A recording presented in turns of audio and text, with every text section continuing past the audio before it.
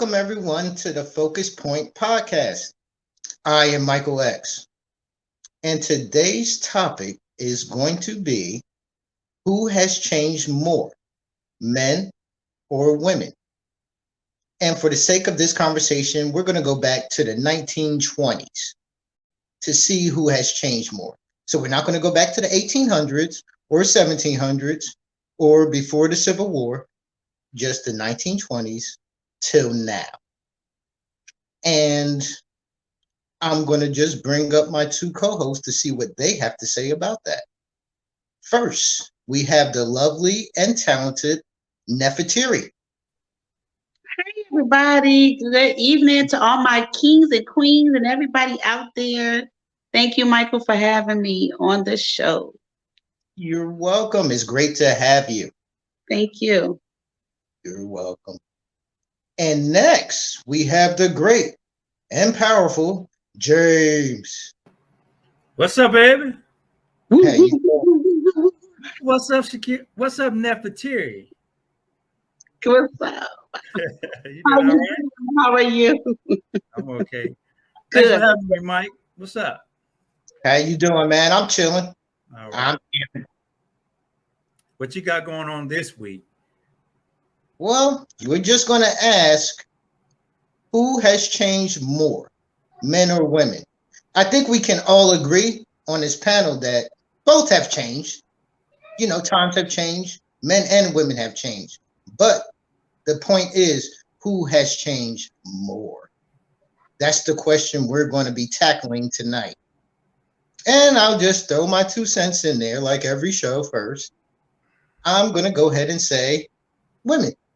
Women have changed more. There's a lot of reasons for that. And I'm sure we're going to get to all those reasons in this show. But for the sake of me just giving my opinion right off the bat, I say women. Now, what do you have to say about that, Nefertiri? Okay. As a matter of fact, let me start off. This is a great topic. I feel like definitely both have changed immensely, but definitely women. For the sake of having to change, I'm going to start with genocide. Genocide has forced not just the women but the men. However, I think the effect of genocide has definitely impacted our communities. Of a woman's standpoint, I'm a woman and I feel, and I have kids and stuff like that, and I see a lot of changes have happened since you said the 20s. I'm going to kind of push it up to like the 60s, and because I could kind of, we wasn't alive in the 60s, but you know, we have a lot of history of looking up and finding out how it was back there. We got a lot of documentaries and stuff like that, and I feel like the family dynamics was definitely different. Where you had the men was the head of the household. They were bringing, you know, they were making the income. They were taking care of the family, the household. The women were home, being a mother, being a wife, taking care of the household in that aspect of it. But it has changed, and in my opinion, it has changed because of the genocide of our people, African American people. It has impacted our communities with I'm going to say it, drugs. Drugs has impacted our community immensely. I still feel as though that is still doing a domino effect on our people because it has taken that that husband who was the forerunners of the family and who was the head of the household. They took that out of the household and made that man, you know, on drugs, and a lot of poverty happened in the result of that. You had the women who had to come up and step up, be the mother, be the father, take care of the household, take care of her babies. It was actually very known to happen back then than it is now. Don't get me wrong, gentlemen. I know there's guys out there who are single fathers out there. I commend you. But back then, it wasn't like that. It was the mothers, you know, kind of stepping up. And when the when the drugs infiltrated the homes, it also, again, it didn't just affect the men, it affected the women too. So when you had it affecting the women, you had a lot of just craziness going on. You didn't have no father in the household. You didn't have no men in the household. The children was just going off to all kinds of family relatives or whatever if they wanted them, if it wasn't for a check. So it definitely just really just made it really, really hard.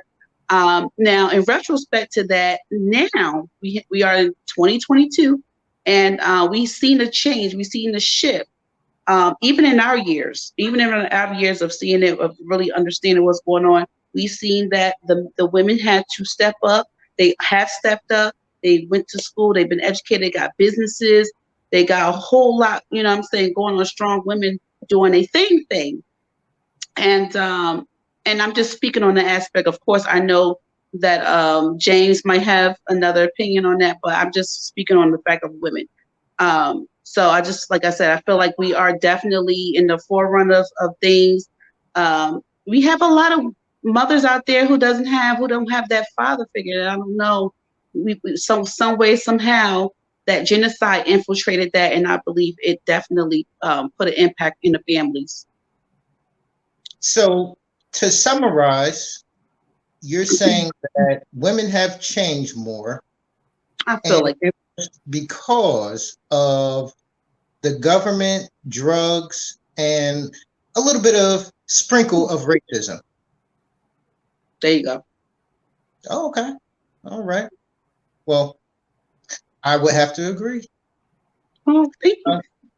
Jay, what do you say about this topic?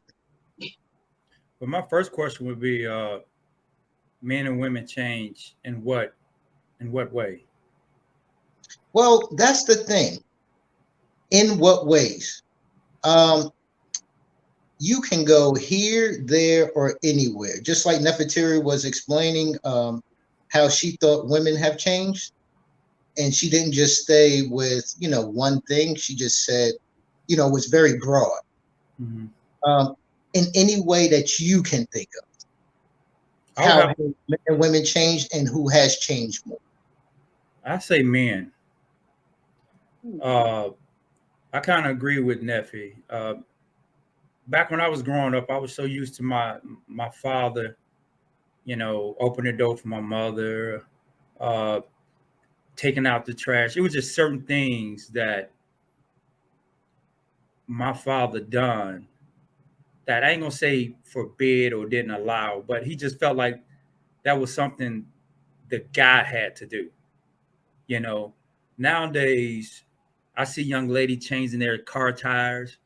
I see young ladies got a full-grown guy on the passenger side. They out pumping their gas, taking out trash. So I would say that the male has changed more so than the women. Yes, Neffy, women are now breadwinners, more so now than in the past because of what I just said. You don't have any quality men out there who understand their role as a man. And I'm not male bashing. I'm just calling it how I see it. You know what I mean? I'm not male bashing at all. But we need to get back to, at least I'm going to raise my son to be a gentleman. Yes, your lady friend has her independence, but still you have a biblical obligation as a guy. This is what you're assigned to do. You have to provide and protect, right? That's your biblical responsibility. And I'm going to teach him to be a young gentleman. Just certain things you shouldn't want your wife, your girlfriend, your lady friend. There's certain things you ought to want her to do. So that's my 2 cents. And I think man has changed more than women. So to summarize you, James, men have changed in the ways of, let's say, the household. Mostly things that are done around the house and. Well, more so just being gentlemen, man. Just being a gentleman. I can go on to a whole nother thing. when it comes to these young men these days. But You just have time. So, it's more so just being a gentleman, man. It's just maybe I'm wrong. Maybe I'm wrong, but I can only speak of what I saw growing up and what I do today. mhm. You know, and when I see a young lady with a boyfriend, husband, whatever, pumping gas, and he's sitting his grown ass in the car, I got a problem with that. You know, she shouldn't be doing that. You know, and I understand women got their independence and they strong black women or strong white women, however you want to put it. Mhm. But still, as a man, you can say, I understand your independence, but let me pump this gas for you. You know what I mean? So Okay. yeah, just more what's the word I'm looking for? Mm, help me out, y'all. Being a gentleman. Yeah, that's the Mhm. perfect word for it. Mhm. Um, let me piggyback off of both of you Mhm. Mhm. and really get into the reasons why I thought women were different or have changed more. Uh, I think that men have only changed because the women have changed. Uh, a lot of stuff that has changed has come about with the laws. If the laws didn't change, I don't think men would have changed at all. For instance, you mentioned, James, the whole independence thing, and that was something that came through about 60s and really hit home in the 70s and 80s. And the laws just changed men, and the men moved differently because the women started changing. Because all the stuff that you mentioned happened after the women have changed. And it took about a good 30, 40 years for the men to start doing things like that. Because you didn't see men in the 80s having their women, pump gas or change a tire or anything like that. It came, later on. I would say after 2000s. So you're saying, not mean to cut you off. So you saying legislation? Well, not legislation per se. Just because women are claiming more of their independency is the reason why these guys aren't being gentlemen. Yes, but not like that. I'll say it like this. Okay. When it comes to jobs, let's just say just jobs in general. You remember back in the day, I mean, a guy could feed and take care of a family off of one factory job, because it paid a living wage and men could just do that, just have about 4 or 5 kids and pay for it and have a house and keep the house in order and everybody was happy. But then all of a sudden the women came into the workforce. And that's not to say that it was a bad thing. Right. No, not at all. But right then what it caused was, and that's what I was talking about, the laws changed the men more. Well, now the women became their competition. So, that automatically changed the gender dynamic right there. I have a question. Sure. Michael, do you think that that was a good thing that this transitioning of, you know, the women coming into the workforce, like in this different careers, whatever, where you will see predominantly males working in a different job, and then the women coming in? Do you feel like that was a good thing or Uh, not so good?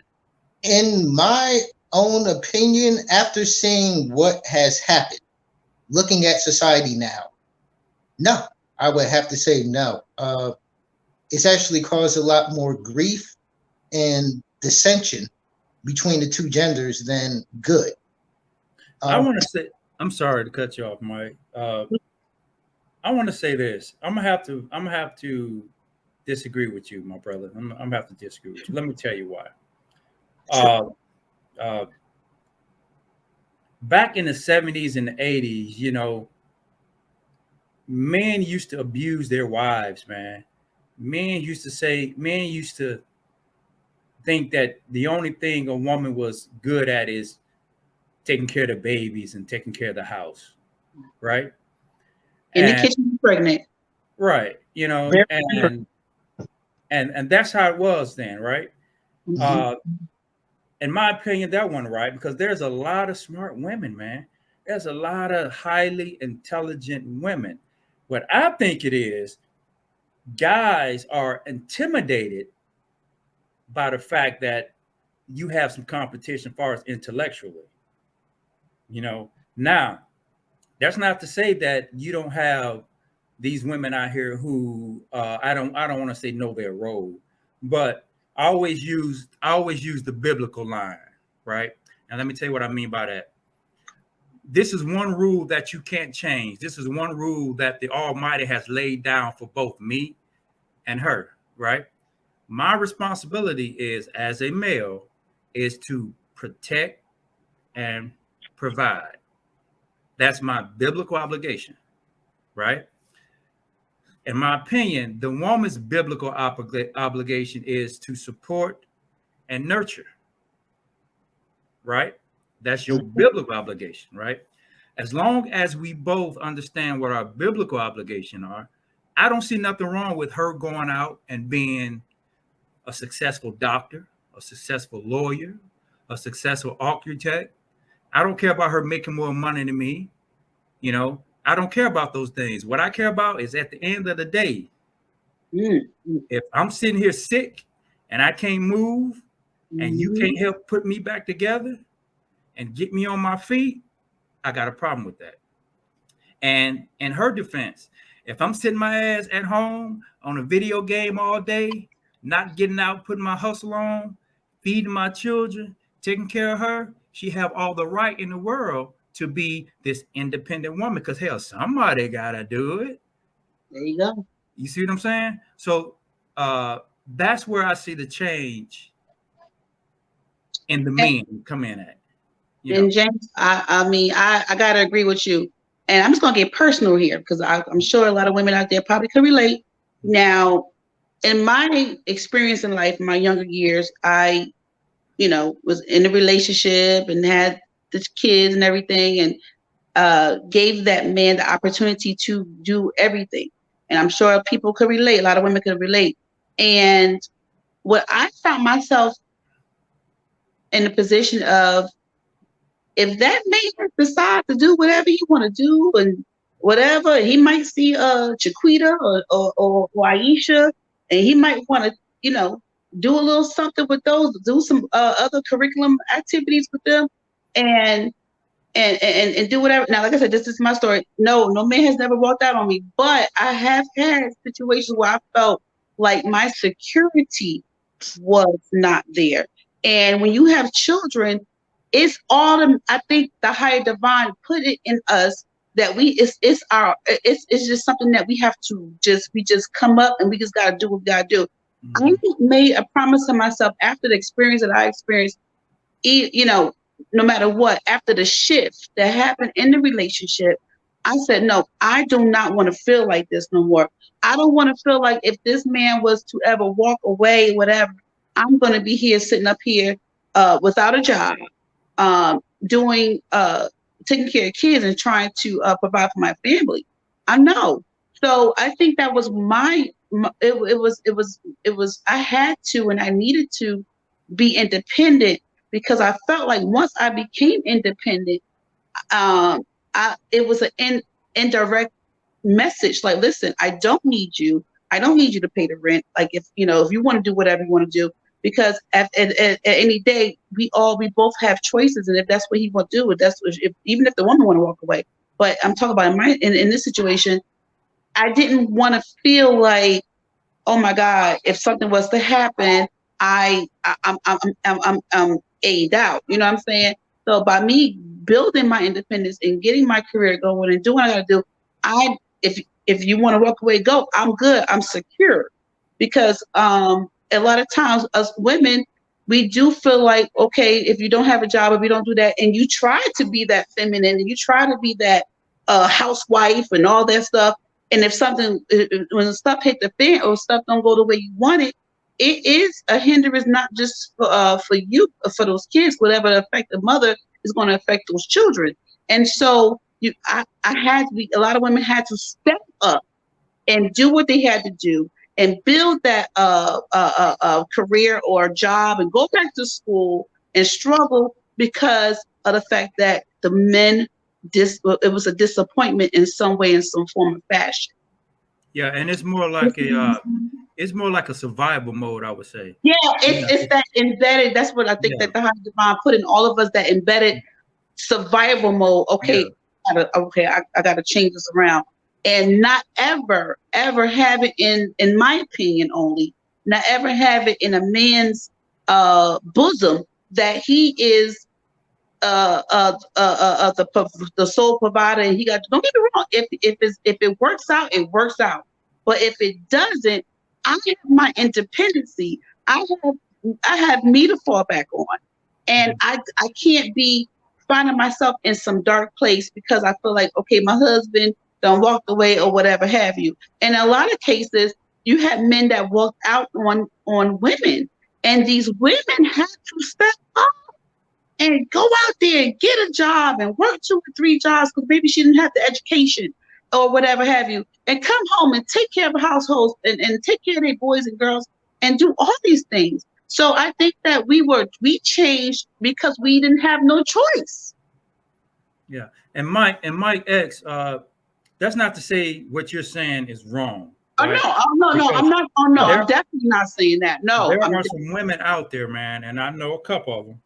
I've walked in those shoes, so that's why I can speak for myself. Right. You know what I'm saying? Right. And it's just my upbringing as a youngster, what I saw my parents do, the way is the reason why I stand where I stand. Because I know the gender role, if I could say that. I wish it was like that though. I ain't gonna lie. I wish it was more like, I mean, I'm not gonna lie, like if it was still like that today, and if the majority of the families was still going on like that, that's awesome. But like I said, it definitely changed. That's why I speak on genocide. I think genocide definitely had, I'm going to go back to genocide, definitely had an impact on the dynamics of the families in the 60s. I can't really go back to the 20s. Can't relate to the 20s more so, even though in the 60s I wasn't here. But the 60s and the 70s and even the 80s, like Michael, you said that, we had more jobs. The men had more jobs. The economy played a big effect on it because you had, our economy wasn't where it was. It was great. Things was cheaper back then. You know what I'm saying? A man was able to have a factory job, and he was able to take care of his whole household with 5, 6, 7 kids. So, you know what I'm saying? So things have changed in that dynamics of life because, we are living in 2022 now. So, but they still can do that too today, Nephew. I think they just sorry, man. That's just my opinion. Oh no, I'm not making no excuse for that. They just sorry as hell to me. Let me tell you something. Michael and I speak a lot off the record about everything. He knows quite well how I feel about that. Mm-hmm. Yes, I mean, I see it all the time. Young, beautiful girls. I mean, they're so beautiful, and they got, and a lot of them got businesses, and they got a lot going for them, and they are settling because that's their choice. But they settling for these men who are whatever. And let me tell you something. Ain't shit. Just call it ain't shit. They get with these sorry. They get with these sorry ass guys, and I'm just gonna put it like this: he wants shit when you got with him. So what makes you think he gonna turn to something after you get with him? So shit bestow shit. You know what I mean? Let me say this before we continue. Yes, sir. Going back to what Mike said, I know some women who are the breadwinner, and the guy is doing the best he can do. I mean, he goes out. He got much respect to you guys. Yes, he work hard, but just because he makes more money than him, she wants to put him down. She wants to talk about it. So, that's terrible. it goes that way too. But it's more women that's in Nephi shoes than it is women of what I just said. That even though this guy going out and being a provider and protector, just because he don't make as much money as she does, she want to degrade him and put him down. So I do realize that we do have situations like that out there also. Yeah, it's terrible. I don't, and you're right, James. I do not like that at all, because you do got, like you said, the women who are the breadwinners, and they treating the men, but whatever, like crazy. But if I don't care if you're working at, I don't care where you're working at, Walmart, whatever have you. You know what I'm saying? If you're working, you're trying to do something. I don't care if you're out in the yard trying to build, you got to be doing something. You know what I'm saying?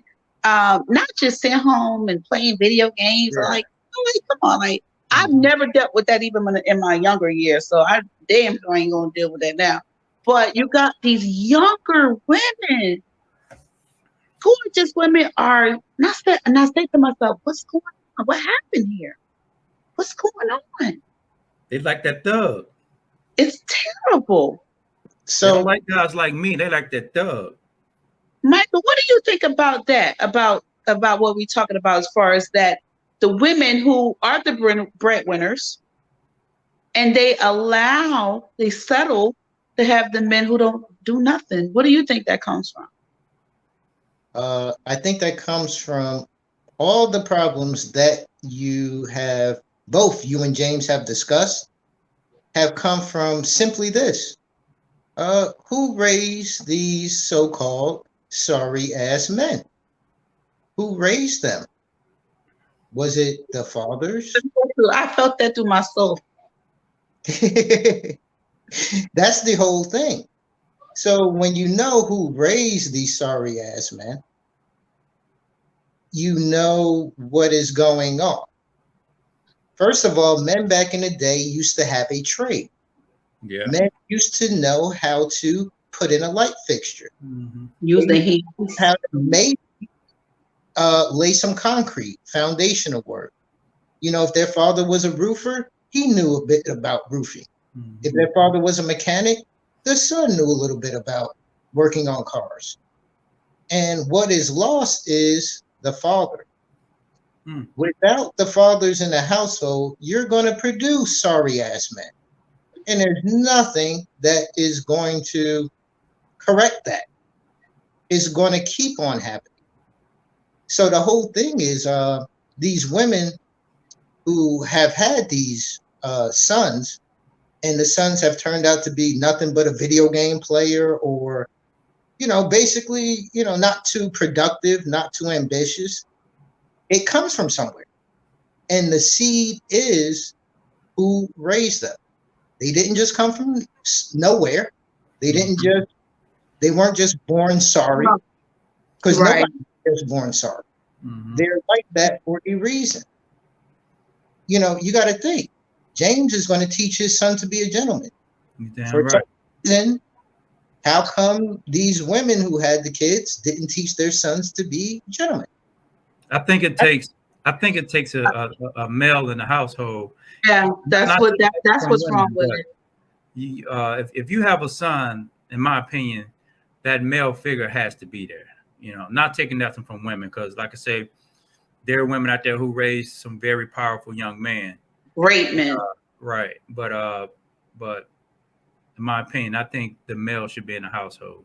And if my son end up being one of those video game, I'm gonna kick his ass. I'm just letting know, because we don't roll like that, baby.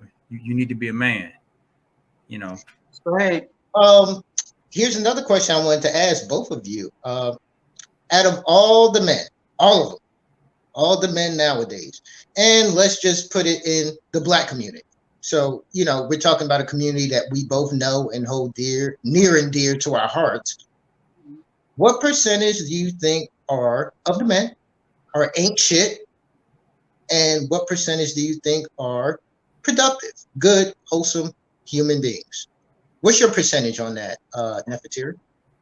Let's ask James first. Okay, let's go to James.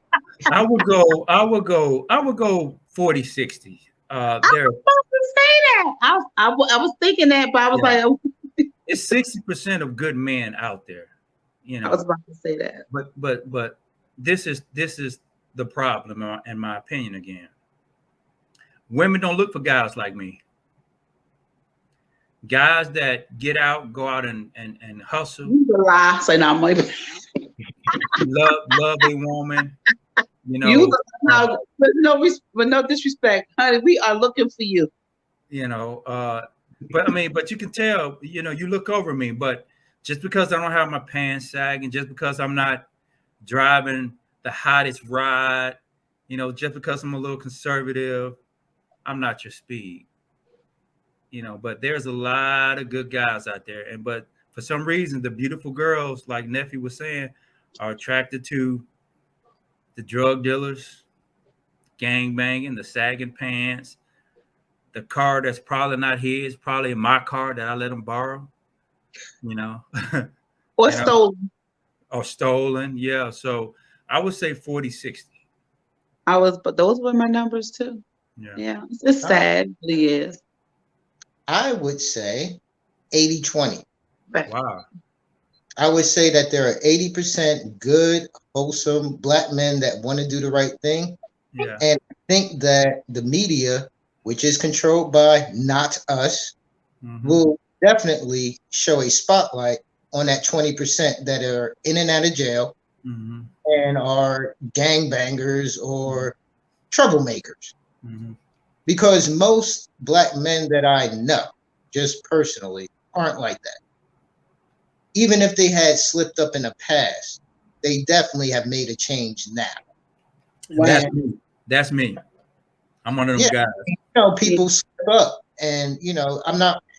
For me, you know, there's not a lot of black men who have stayed out of trouble like I have, and who have done some of the things in my life that I have. But I know these men, and I know that. Well, I'll just say it like this. I don't consider myself smarter or better than those other black men. I consider myself luckier than those black men. It's all luck. Only thing that Why had you to say go. luck, Mike? Why you say luck? How come it can't be? Because you just prepared yourself. well, the one thing is, you know, I didn't have a father growing up either. I was just about to say that. Yeah. So, you know, only thing it took was for me to make two decisions, and I would have been a jailbird too. Or just this cop, only thing he had to do was maybe think that I didn't have a family that was, you know, upper class.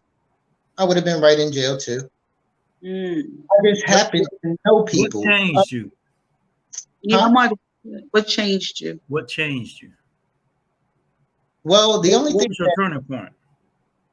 There was really no turning point. What ended up happening was I was always social. So I got to, and I kind of was attracted to things that weren't, that were just different. Like, for instance, you know, I had a spectrum of friends. You know, I've known Indians / Latinos / white people, and just hanging out with them, going to their houses, gave me a bigger outlook. Now, you know, there's some people in my neighborhood that maybe didn't have the opportunity to meet those people. Yeah. Maybe they didn't have the opportunity to look at the movies that I looked at. You know, I mean, books. I've seen Woody Allen movies. You know, not to say Woody Allen movies are great, because we know his isn't he a pedophile? Isn't he a pedophile? Yeah, he totally is. But the whole thing is, I don't know why he came to mind. The whole thing is, you know, let's go with Steven Spielberg. You know, just seeing types of movies. If you don't see certain things, you're not going to be able to dream. I understand what you're saying. No, that is so true. You was exposed to different, a diverse group of people, and you were that was a great thing. You have a lot of our people in our communities, they don't have that that option. They don't have that experience that you were able to have, to be able to go into different families and look at how they live and things like that, and then opposed to all of that, kind of compare it like, okay, well, why is this family like this, and why when I look out my window I see this. So you were able to see that, and a lot of people are not fortunate to do that. And that's why I say, guys, go outside. Try to go outside other than what you see every day. Yeah. I swear. And like the thing that was really funny was a lot of times I used to come back and show my friends and shit, like, hey, look at this movie, you know what I mean? And the thing that was really crazy was they liked it. You know, they actually enjoyed the movie, and they'd be like, yo, Mike, you got any more of them white flicks? You know what I mean? And we go and watch a whole bunch of movies and just sometimes explore, just smoke something and just sit up there like, yeah, man, I was in that situation, like, this is what I would do, man. That white boy was crazy, man. I would have done this. And, it's all about up here. And that's the thing. If you're not able to change up here, you're not going to be able to change anything else outside of your world. Yeah. That my imagination is very out there. I have a wild imagination. And just for me to be out there and see different things helps spawn different dreams and thoughts that I could manifest into the future. Because, I think I told both of you actually, but I didn't learn how to put in a light fixture or fix plumbing until I was in my 30s. And now I'm a mix to fix it. If I come over to your house and you got something going wrong, I'll be like, oh, that's just your outlet needs to be changed. Let's go to Home Depot. It only costs about 79 cents. I'll change your outlet. You'd be like, what? Really? Yeah, I'll change your outlet. I'll change your lighting fixture. Your lighting fixture is flicking. I'll go get a new one and change it for you. I won't charge you that much. But, like stuff like that is just how to become a man. Like me, you figure in my 20s when my car stopped, I didn't know what the heck to do. Like I was just sitting up there like a damsel in distress, like, oh, somebody help me. I really didn't know what to do. Now I do. I know what to check. Like, let me see my spark plugs. Let me see, do I have enough fluid in here? Is there a crack in the radiator? All types of stuff. And this is stuff that guys who supposedly, so-called ain't shit, they don't know how to do those things. And this is stuff that would have been taught to them in the past. Mm-hmm. And that's what I think is the real difference. The women changing, the reason why I say they have changed more is because I'll put it to you like this. What about the modern women today is the same? I think there are very few things that are the same with the modern women as compared to my grandmother or great grandmother. I don't know, man. You think? I don't know. No, I know. Really? Women today ain't like they used to be, bro. Oh no, we're agreeing that. Oh, okay. We agree. Okay. No, women back in the day, bro. No, man. Them. Woo. No. No, we're totally agreeing. That's exactly what I'm saying. Like, that's the whole thing. And with the got everything fucked up. Yeah, the consequence of having.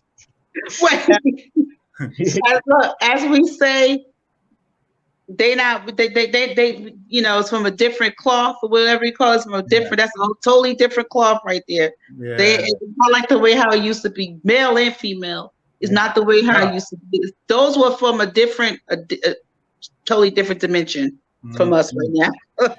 it's to the point now where you have to. What's the word I'm looking for? You can't speak how you feel without offending somebody, which I don't give a shit because I'm gonna speak how I feel. But people are too sensitive these days. They're too damn sensitive, man. But anyhow, like Miss Neffy said, that's a whole different subject. You're right. Yeah, but just backing up a little bit on the change, it was a woman that was my turning point. You believe that? Yeah, for a lot of years. Because I was a knucklehead. I'm a black kid from Cleveland, Ohio projects. Wow. I was thugging, bro. A joker will look at me and I want to whoop your ass just for looking at me. I was just that ignorant, right? And so I moved south. And I met this southern girl, right? I still had my ignorance. But the old saying in Ohio is, if they can't get you, they're going to get the closest thing to you. Right? And so I made a promise to myself. I said, man, if I really care about this girl, I got to change my ways, man. Because if they don't get me, they're going to hurt her. And I don't want her to get hurt. So that was my turning point right there. Wow. Yeah. Yeah. You know, you got to remember, a lot of black men in the city that I come from, they don't even get to travel like that. You know, I know right now there are men that I know in Newark, New Jersey, that have never really left Newark, New Jersey. Maybe from, you know, I'm not talking about going on the subway and going to New York, or going an hour to go to Philadelphia, or visiting DC. That's like 2.5 hours away. I'm talking about getting the heck out and experiencing something new. If you never do that, you know, the one thing I heard in your story was the change happened because of a move you made. So people who don't move, they tend to stay where they are for life. There's not too many people. If you actually, you know, did a little survey, most people stay where they were born and raised. Most people all across the genders, not just saying men or women. You know, most people stay where they are. And what that does is it keeps you, you know, kind of tunnel vision. Almost like a product of your environment. Yeah, it makes you consequently a product of your environment, because you never seen anything else. You know, I went to Africa at 15 years old because, you know, we just went. Well, you know, there was an essay that we had to write, and me and this other girl won the essay contest, and we were able to go to Africa. So just seeing that. So you was a smart kid, Mike. Michael, let me give you a little history. Michael is very smart. Michael and I, we grew up together and in the same church. And Michael, of that church, he was our future doctor. He was going to be our future doctor. That's how smart Michael was. We both from Newark. We were from Newark, New Jersey, Brick City. No matter what, I love my city. You know what I'm saying? Big shout out to Brick City. But at the same time, Michael was not like the other majority of kids. He was very smart, intelligent. He comes from a very great family who have education and stuff like that, and not just little education, high education background. Even his grandparents, very, very, very great people. And so Michael in church, when we were growing up, he was our future doctor. That's how smart he was, and he is still very, very smart. Well, thank you. Oh, you are. I could tell. Anybody? That's my family. That's my family. Don't you mess with me. Like, no, okay. That's that Jersey coming out of me. You know what I'm saying? And the same back at anybody that can go to Africa. Anybody that can make a trip to Africa. That was a wonderful thing. Wonderful. Oh, what were you asking though, James? I say anybody that can win a trip going to Africa for writing an essay, you got to be smart. Yes. Oh, yeah. I never even thought of that. Yeah. It was so modest. It was about 10,000. Wow. Essays. Wow. So we picked and we went there, but you know, just changing your perspective. You know, like you know, a lot of people in my high school, because you had to actually test to get into that high school. It's called Science High. So a lot of people were in the high school just like I was, but they didn't get a chance to go to Africa. So even then, you know, they weren't able to change their outlook or change their environment. and they were right there near me. You know, they were my peers. But the whole point is, you know, I just always known people that, you know, most of my friends did some crazy shit. I didn't have like too many straight edge friends. I was their straight edge friend. So they did some stuff. And the whole thing is, I know their whole story. And it wasn't just that they were just some bums or horrible people. It was everything that made them like that. And a lot of times it was just a few little mistakes that put them in jail for a decade. And, you know, I just got lucky. I just, you know, made a few different decisions and got out of it. So what was the influence for you to not go along with them? It's always something that caused you not to make that wrong decision. Fear. That's what fear? Fear who? Fear my mama made me make the right decision. Because my mama would knock my damn head off. It wasn't her, but it was fear of seeing what they were going through. Yeah. I had a firsthand experience in seeing. I saw what happened to the family. They trying to get money together for a lawyer. Then they couldn't get money together. Or some families didn't even try. They were just like, fuck them. Wow. That's a lot. That's a lot. Just let them go down. And I was like, oh my God, I don't ever want to be in that situation. Because, you know, there was a few times where I was pretty close to doing some stuff. Yeah. And right from people experience. Yeah, I totally learned from that. Fear is my main motivator. You know, the reason why I keep in shape right now, fear. Fear of death.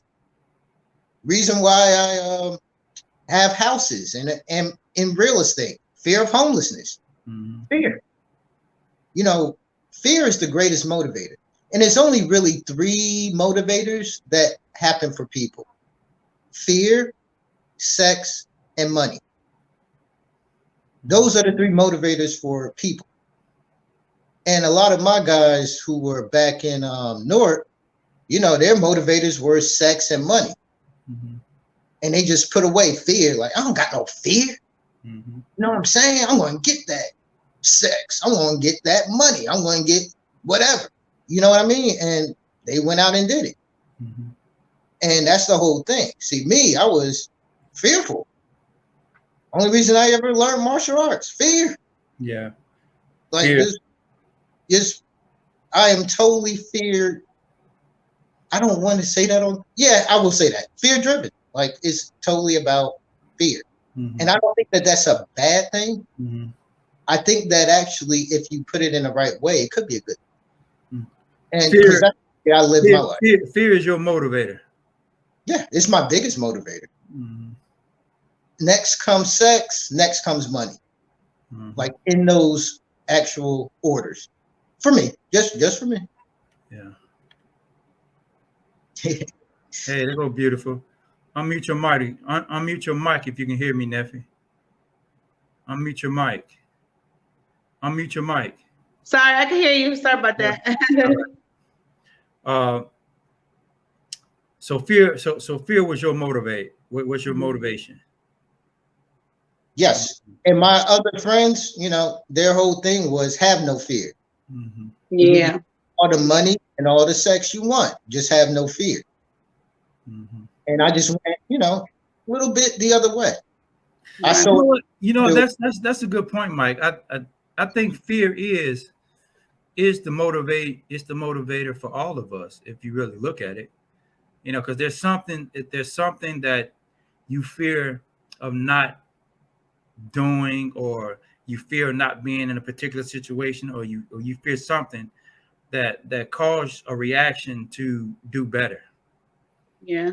You know, like with me and this young lady I was speaking about, my fear was that someone would harm her for my ignorance.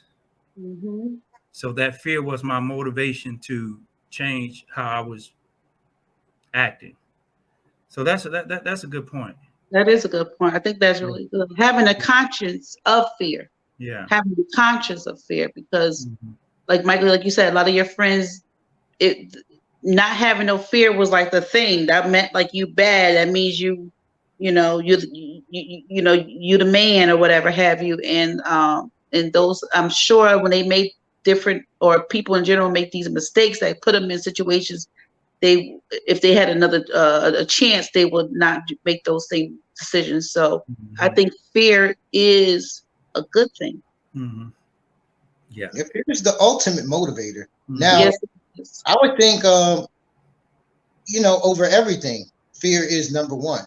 Mm-hmm. You know, how the government controls people right now. I don't want to go off into a tangent, but you know, the whole thing is I'm gonna fear. have to get off here in a little few. That's all. Mm-hmm. I said I'm gonna have to get off of here in a little few. Oh, okay.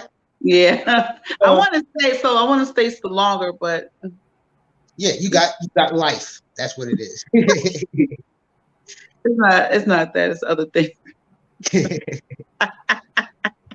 But no, I really enjoy talking to you guys. But this is a really great topic. I mean, we're really getting down to what it is, because a lot of times we don't know the answers, but talking about it helps us to kind of come to some sort of conclusion.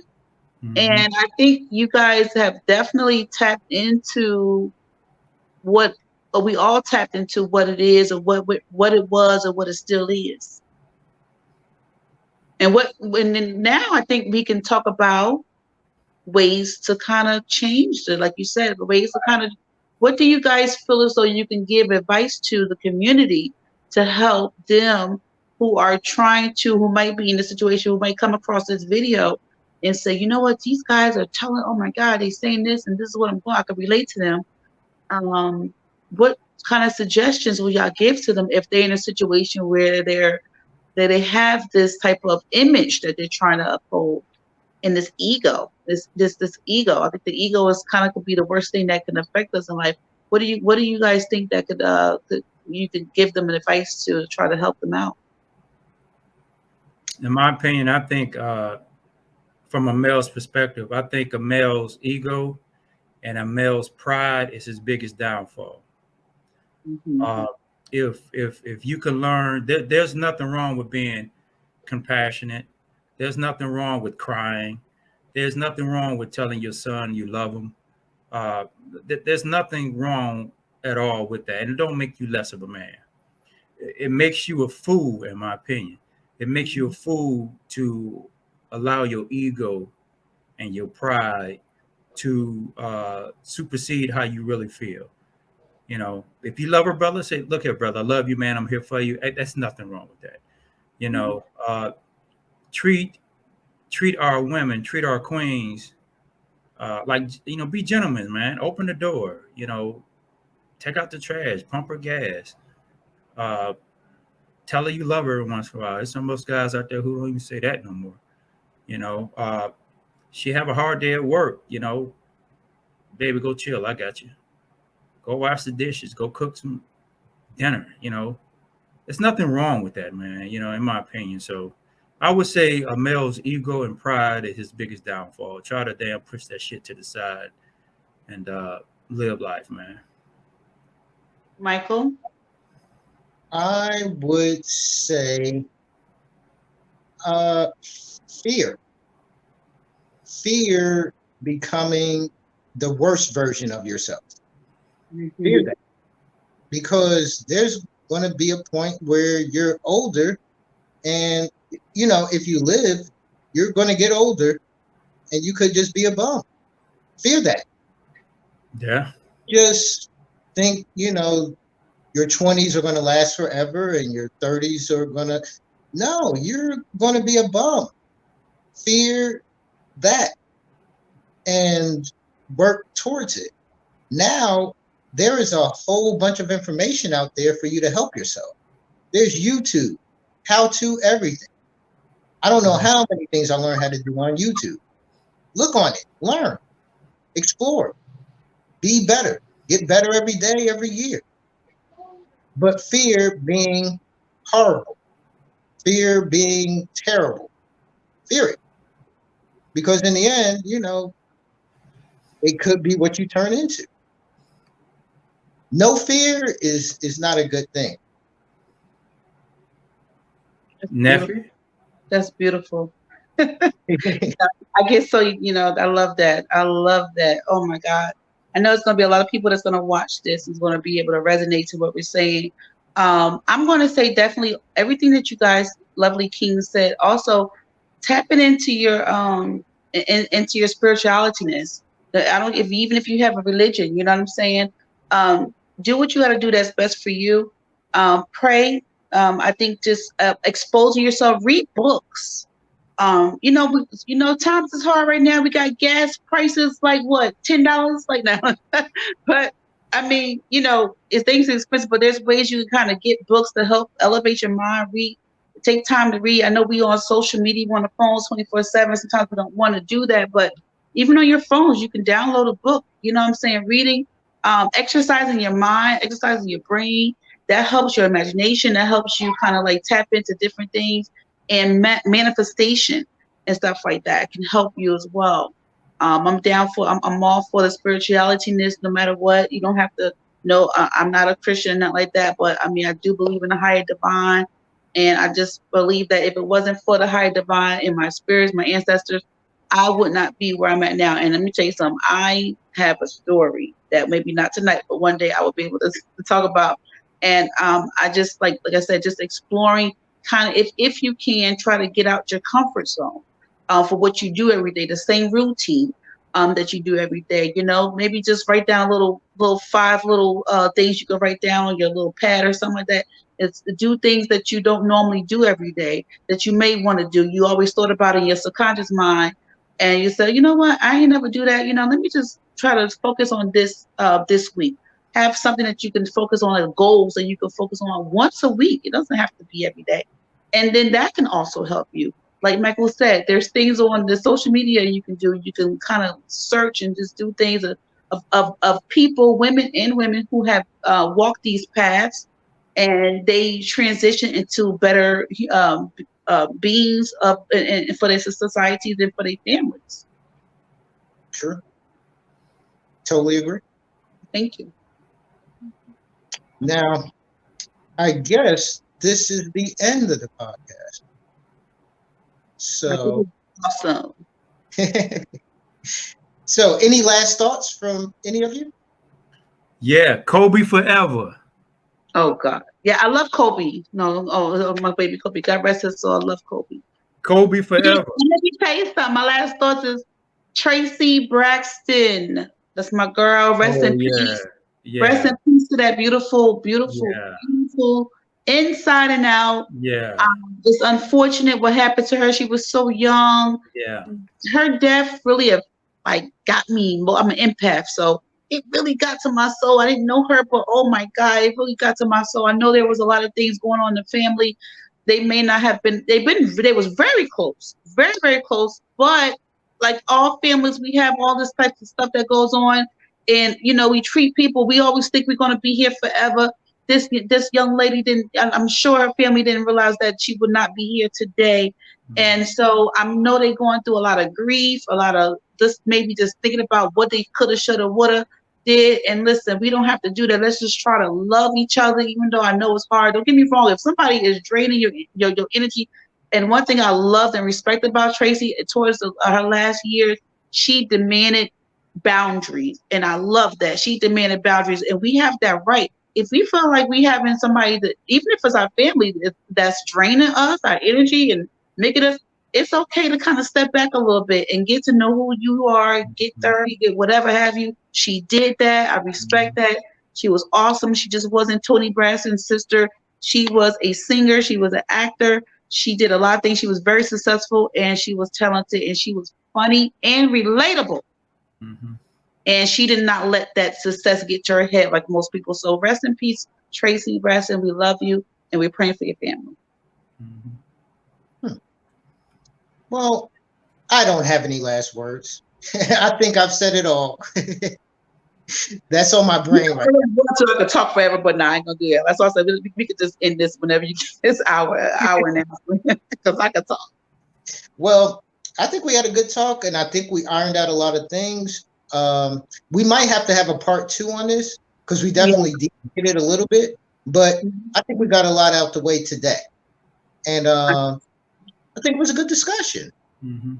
I like what both of you had to say. Thank you. And I think it can help a lot of people. Whether they take what I said, That's why we're here. That's why we're here. We want to bring this content out and this information out for you guys because we all trying to figure it out and what way to do it, but have a discussion about it. True, You know? true. And just as a side note to our viewers, we're gonna have more than just hot topics. We consider this just hot topics, things that we want to speak about. We're gonna have shows on your finance, on just different things. Mental health is another big thing.